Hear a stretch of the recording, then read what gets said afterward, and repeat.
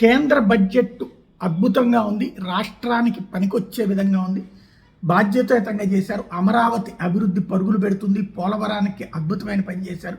అట్లా కేంద్రం తన బడ్జెట్లో తీసుకొచ్చినటువంటి వివిధ సంస్కరణల ద్వారా రాష్ట్రానికి అనేక ప్రయోజనాలు వస్తాయి. పరిశ్రమలు పెద్ద ఎత్తున వస్తాయి. ఓవరాల్గా ఈ బడ్జెట్ అన్నటువంటిది ప్రజా ప్రయోజనాలతో కూడినటువంటి బడ్జెట్ అన్నది చంద్రబాబు నాయుడు గారు తేల్చి చెప్పారు.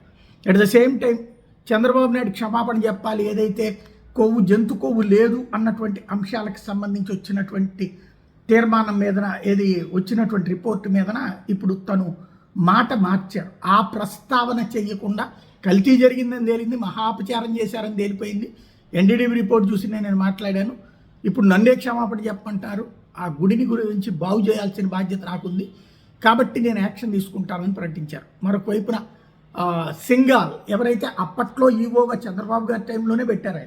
ఆయన ఉన్నప్పుడే బోలేబాబు అని అపాయింట్ చేసింది, కానీ ఆ తర్వాత జరిగినటువంటిది కానీ ఆ తర్వాత జగన్మోహన్ రెడ్డి కూడా కొనసాగించాడు.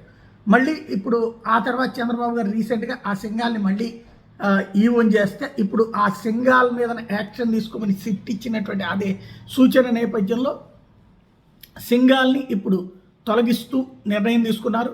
రవిచంద్ర ముఖ్యమంత్రి కార్యాలయ కార్యదర్శిని ఇప్పుడు అక్కడ ఇన్ఛార్జి ఈవోగా వేశారు.